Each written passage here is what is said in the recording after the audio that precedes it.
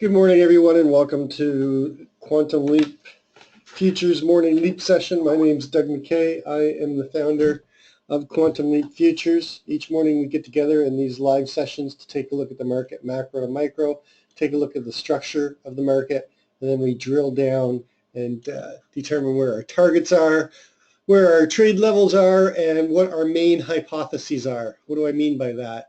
Each day we create 4 primary hypotheses, sometimes with an alternative fifth, of what the market is likely to do and how it will react. That way we will look at clues on what the market is doing as it's developing and which hypo and which plan best suits the market. Rather than us trying to figure that out during the market, we do that prior to the market open. That way we have a plan of action in place, and we're looking for what hypo best fits the situation and then trading against that hypo, or trading with that hypo, I should say. This is a subscription room, so if you're interested in checking it out, please send me an email at quantumleapfutures@gmail.com. There's no website, there's no blog, this is not a commercial venture. This is a group of us retail traders operating within a self-organized learning environment, or what we call SOL.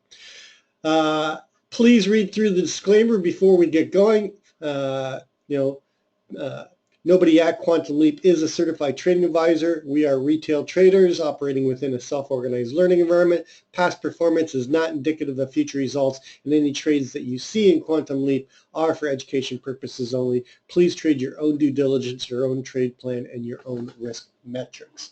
Okay, so yesterday was kind of a funny day, but before we get into that, we'll just take a quick look at the news. Basically, this is the last trading day before Christmas. We don't have much news. We've got new home sales, and we've got University of Michigan consumer sentiment and inflation expectations. Don't expect much more than that. We did have Canadian GDP, though. I didn't check to see what that did. Ooh, not good. Canadian GDP was expected at 0.1, came out at minus 0.3. So basically, not great news, and we'll have to wait to see what they do. Also, pay attention closely to today. They'll release the Commitment of Traders report. They calculated up to Tuesday, and then they put it out on Friday. And lately we've been noticing that the commercial paper has gotten very net short, but commercial and retail, small spec, are still net long. So it's kind of iffy which way this is going to go. There's a couple clues I want to talk about, but let's talk about yesterday. Yesterday, our main hypothesis was a push responsive buying up into testing the value area low from Wednesday, or the naked VPOC, and then finding initiative sellers and rotating us down to the 52 area, the naked VPOC, and chopping in here. Hypo 2 was the opposite of coming down to the 52 area and then finding responsive buyers and rotating up into the 64 level. And Hypo 3 was balance day and trading between the 58, 50, and the 64, and just chopping and getting a rotational day. And then Hypo 4 was a failure to break into the prior day, a move down to 52, chop, and then failure, and a push down into the daily downside ATR target, which was yesterday 43.75, and this 41 area. Well, we kind of got a little bit of everything. It looked like we were setting up for Hypo 4 because we failed to even get within 2 ticks of the range, and we didn't take out the overnight high. We didn't take out the naked close, and they started to move down, and they were chopping around that 58 area, and then they failed down to 52 area. So at this point in time, I was thinking, okay, chop here and then failure. And we talked about getting long off of this 52.50 area on hypo 2. I didn't get long here. I got long a little bit higher up because I was looking for failure and hypo 4 to play out. And then we start rotating up, okay, and we talked about this live about how the context was changing, and we were looking for this 53.75, and we were going to take this 55.50 long. And we actually talked about the 56, taking the 56 and getting funded at 56.75, which if you would have done, you would have got funded. But then it failed the fractal low here at 53.75. So then we are back on hypo 4, and then what do? They buy it up into the close. So it was kind of a combination of almost all all hypos, except we didn't get the continuation lower. Mostly it resembled hypo 3, which was a balanced rotational day, but we didn't. I thought the balancing would be from 58 to 64 and a little bit higher than it was. So anyway, that's, these are these crazy markets. You can see that the volume was non-existent, not even in the close. Even into the close, we couldn't even hit the 20 period average on that volume. So it was kind of strange. So let's just step back, as I always like to do. I like to start my day with a candlestick chart. I start with a monthly. I use a 9 EMA, 20 SMA. I'm looking for slope and separation. I'm looking for how strong the trend is, where it's being challenged, what type of continuation, any candlestick patterns or chart patterns on the different time frames. And then I work my way down into the intraday. That way I'm always basing the bigger picture on what the market is saying, and not getting into that habit where you're a short time frame trader and you don't take a look at the bigger picture. Always got to keep the bigger picture and know where we are within the context. So the context, multi-year upward trend, challenged at the end of 15, beginning of 16, take back, continuation, get a falling 3 pattern, which is a strong continuation pattern, continue, make a new all-time high, and we got slope and separation to the upside. So the trend is very much intact on the monthly. It doesn't even get challenged until we get back to 2150 area.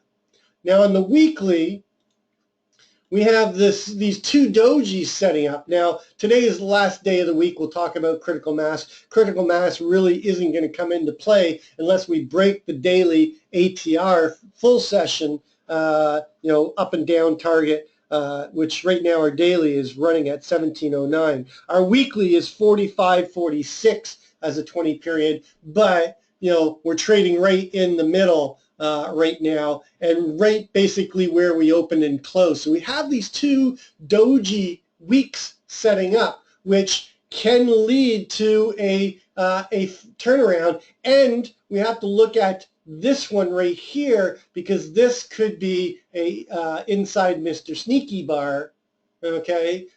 Lower high, higher low, two sides not deciding which way to go, and the opposing force coming in and halting the upward move, and this could signal the bigger rotation down to 22, 10 area to close this technical gap. Now, the caveat to all of this is the fact that next week is going to be the last week of the year, so Mr. Sneaky can, this is not going to be a FUBAR, Mr. Sneaky. Mr. Sneaky can still overshoot, the high, and we have to wait for a high to be put in and then respected. Also keep in mind that this is a weekly pattern, not a daily and not an intraday. So we have to, but it's the reason I'm pointing it out is it's showing that the trend is weakening, okay, and there is some selling coming in here. I still think we're going to go and take out this 2273 before the end of the year. We've got 5.5 days of trading to do that, and well within the capabilities to rally into this year. But there is going to be a pullback soon based on what we're seeing on the weekly pattern. Going to the daily pattern, you can see that we're getting a symmetrical triangle again, and we're coming down and we're challenging the trend and setting up for a possible move below the 9 EMA, which would give us a bigger indication that we're going to come down towards the 20 SMA. It's showing 30, 33, 32. You know I'm targeting 34. You know that I'm watching 41.50 for our key line in the sand. But right now we're holding. And there's another pattern I want to show you on the RTH session as well, but this is showing the full session on the daily.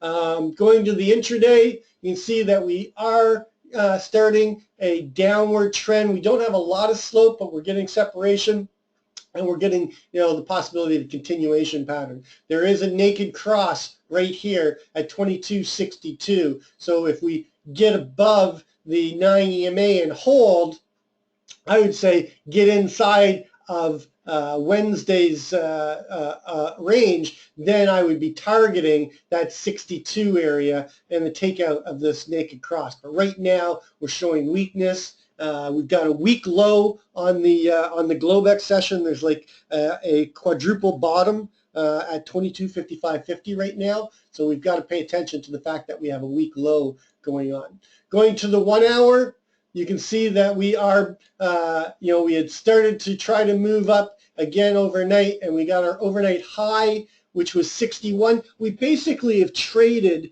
inside of yesterday's RTH session, except for a quick 4-tick pop, okay, on the European Open. You can see that the European Open at 3 o'clock Eastern a.m.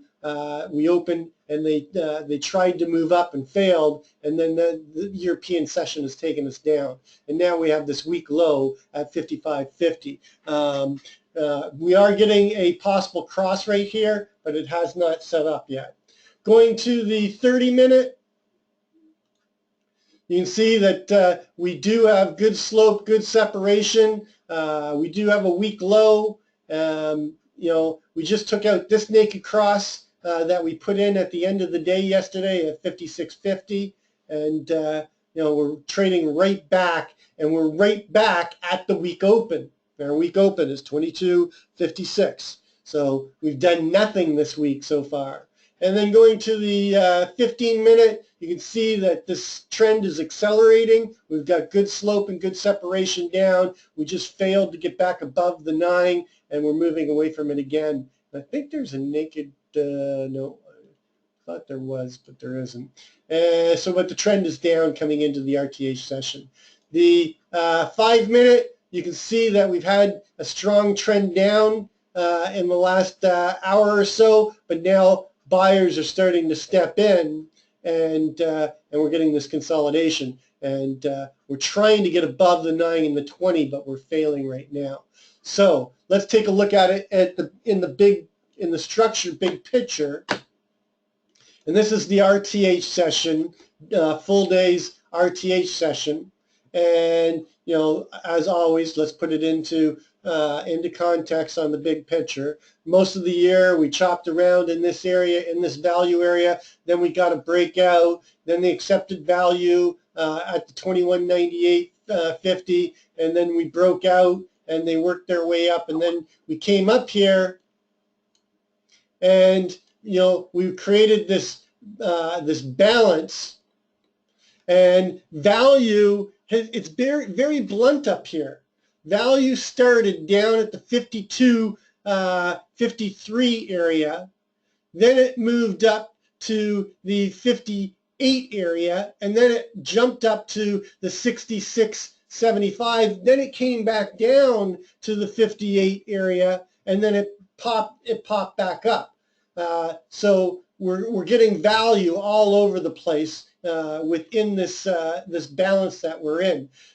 To be careful, you can see right here that this is what they call a long-legged doji or a rickshaw doji, and it's not It's not a perfect long-legged doji, but we did close near the high. But you can see that the buyers were stepping in at the value area low down here in the 53 area. So we've been down here a couple times. If we cannot hold the 53 area, okay, it's clearly showing that there's not enough buy inventory down here to hold us inside of value, and we're likely to see failure and a push down towards that 41 area. And then with the main target being down here at 49 and a quarter, where we first held value once we got the breakout, and then we started rotating up.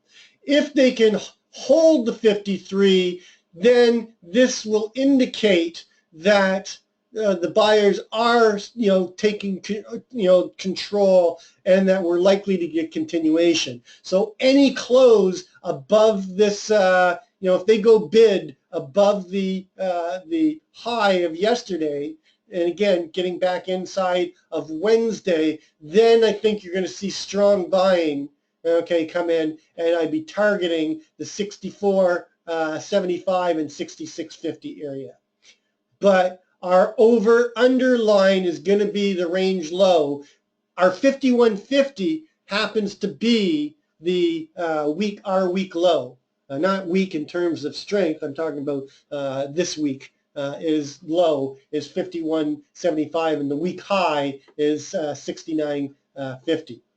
So key levels to keep an eye on. Obviously, the Globex low is weak. And so I'm watching this 55. So if they can't hold the 55, I'm targeting the 53, and anything below 53, then I'm thinking that we're going to get failure, okay, and a move down towards the 49. How much range we can get out of this the last day before Christmas, I don't know. I mean, not a lot of traders going to be around today. So going to be hard to get any range extension. Now keep in mind that holiday markets on light volume, if we get a direction, okay, can continue in that direction on light volume. It's the rare circumstance where, normally you need OTF, higher time frame traders to get vertical development, except on holidays. On holidays, sometimes you get a holiday drift, and that drift can be up and that drift can be down because there's no opposing force. So the algos kick in and they just run away with it. So just keep an eye on that. Above us, you want to target and watch how we handle the 59.75. We're going to be opening right inside a range, right inside a value. There's not a lot to go on other than that. So let's take a look at the overnight session, start moving our numbers over. You got a double distribution overnight. We've got a LVN right here at the value area low at 57.50. Well, look where our value area high is from yesterday, 57.50. So I'm definitely going to be watching any moves above this 57.50, because if they get above 57.50, they're showing that they're in search of sellers, and they're likely to continue up at least into the 59 and a quarter, where I'll be targeting. And then anything above, and I'm going to use the close, the 60.50. Whoops. Anything above the close on Wednesday and a breakout of the 60, then I'm targeting that 64.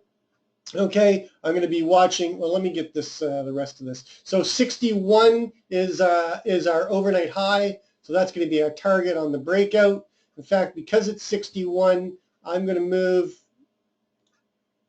this down right to our 59 area, and if we break the 60, I'm looking for 61. Now this is going to be more important to me if we leave the 55.50 alone. Our overnight low is 55.50.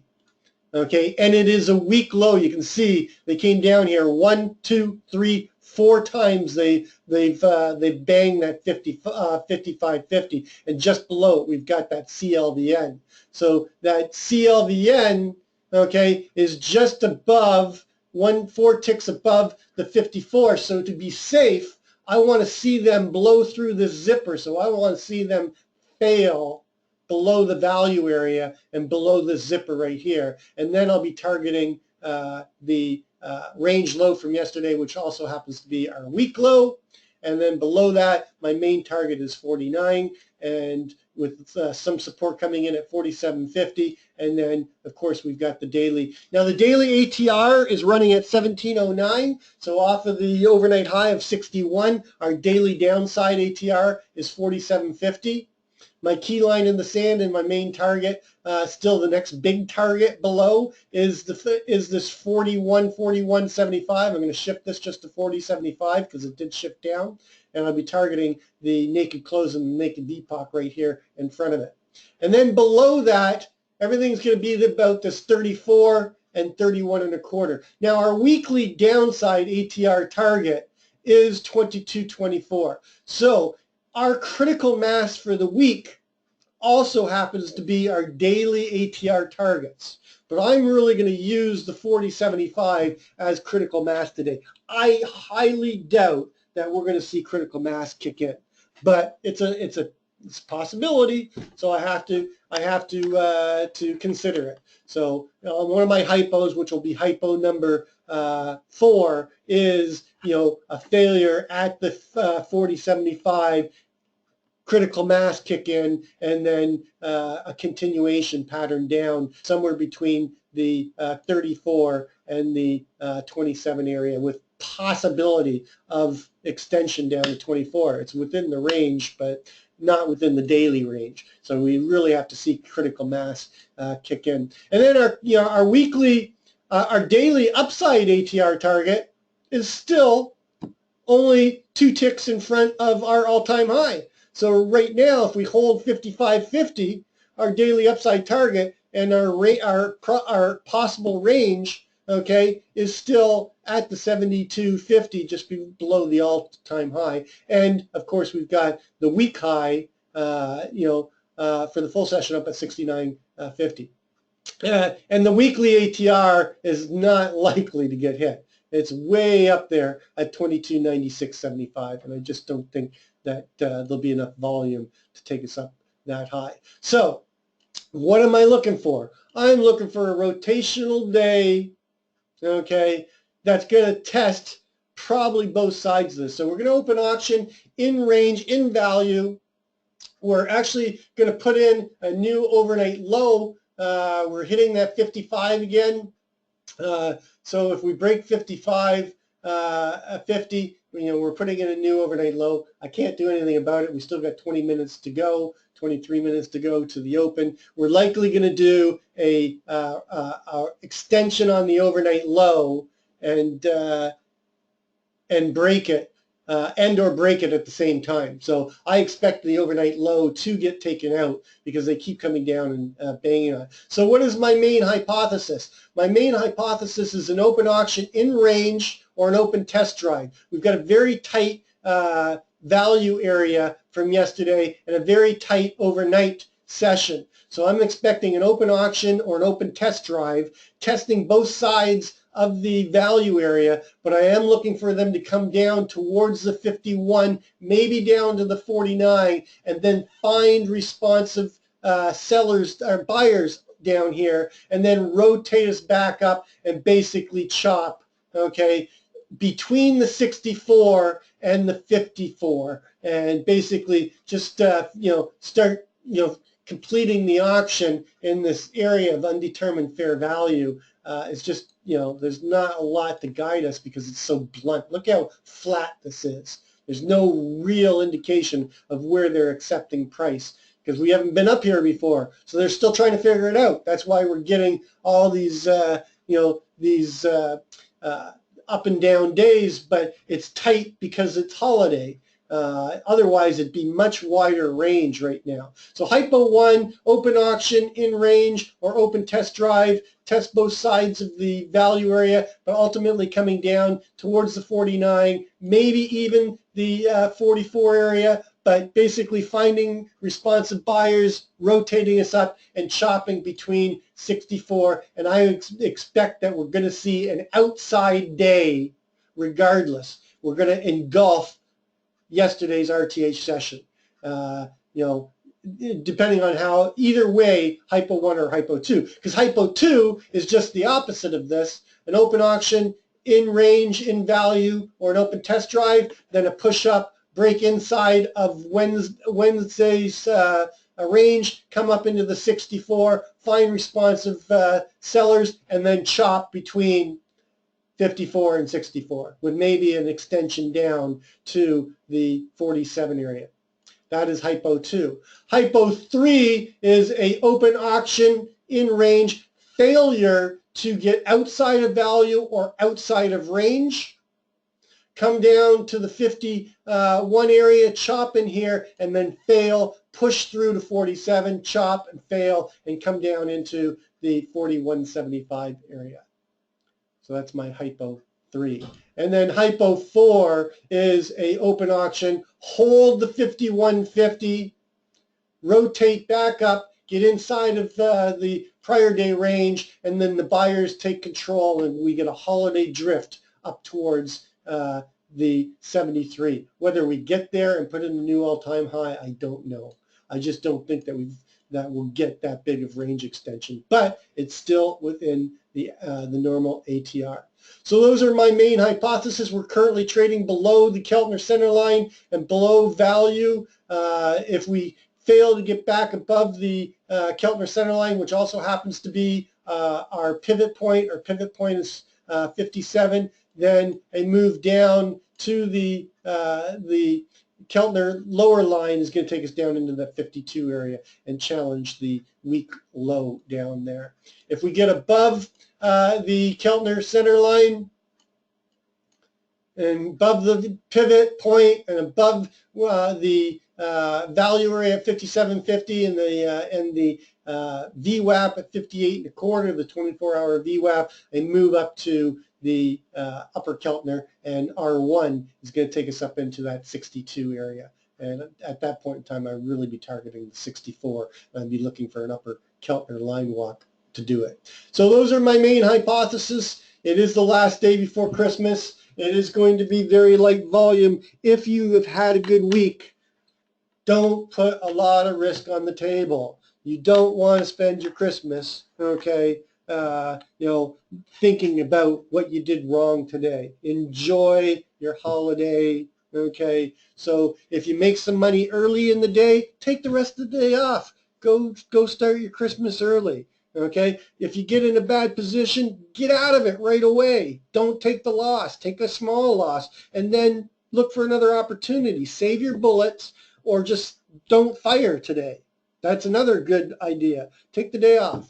Anyway, that's going to complete our pre-market session. As always, trade well, trade safe, and I'll catch you on the flip side. And Merry Christmas to all.